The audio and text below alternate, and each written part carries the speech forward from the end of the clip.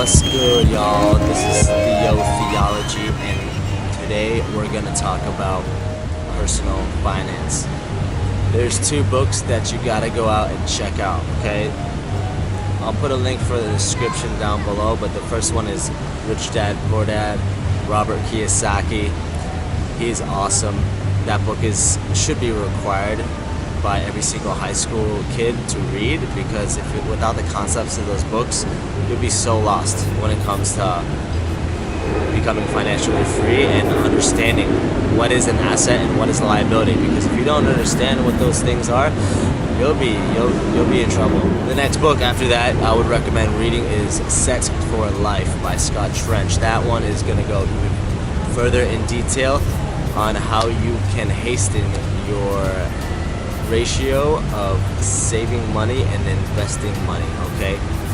Now, also, while you can do this, do yourself a favor and also download the app Mint. There's some that are similar to it, but basically what it does is it will link your debit and credit cards.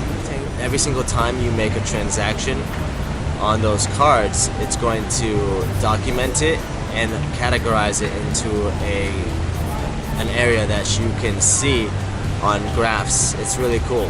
You should check it out. I remember I did my first couple months on Mint, and I was able to see that all of my spending was really out of whack. I had a lot of expenses in restaurants. Not that there's anything really wrong with that, but I was really trying to save a lot of money, and I was really frustrated, and I couldn't figure out why. But once I figured out I was spending all my money on going out to eat when I could have been saving that money on groceries and cooking at home, which is not only less expensive, but it's more healthy for you too as well. But to continue forward, also another great thing that you can do is you can pay yourself first.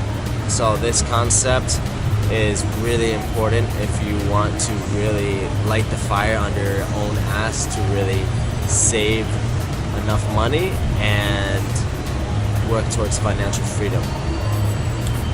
You want to save between 25 to 50% of your income in order to be able to afford investing in real estate down the line. Now, this is only my personal opinion. There's other ways that you can invest your money intelligently, but real estate is a very reliable way to do it, assuming that you're doing your research before you buy a piece of real estate. Let's be real. But the cool thing to do is actually something that I figured out from this book called Set for Life that I talked to you about earlier, which is you can buy a duplex or like a small condo complex, and you can rent out one half of the duplex or triplex to other tenants, and you live in one of the apartments, and you charge the rent for the other tenants that you choose for the amount of the mortgage, and basically you're cutting your biggest expense out of the picture, and instead, which is housing, and instead you're able to invest that money somewhere else that's going to make you more money. It's pretty simple, right? The other thing I wanted to tell you about is think about commuting, because commuting can be a very costly expense if you're not careful. If you already own your car, that's great, but how great would it be to be able to commute to work on a bike or walk to work? That would save you a lot of stress, a lot of time, and also a lot of money, especially if you're thinking about financing a car. I would think twice, because as soon as you drive off the lot a new car, it loses its value by 20%. And a car is not an asset, it is a liability. I'm just going to tell you that straight off. You can figure that out more, do some more research on that later, but just take my word for it. Now, in terms of investing money, you're saying, Theo, So if I'm able to save 25 to 50% of my income by taking care of budgets and having a set amount of expenses per month that I know that I need to spend in order to maintain my lifestyle within reasonable means, where should I be putting this money in the meantime while I'm saving up for real estate? Well, put it in what I call mutual funds, ETFs. You can even do stocks, but ETFs, mutual funds, and index funds are also really safe, reliable ways to invest your money, and it's a lot better than just saving your money. So in case you didn't know, putting your money in a savings account is doing absolutely nothing. You might as well just put your savings into a hole in the ground, because the rate of inflation is the same as the interest rate that you often get for savings.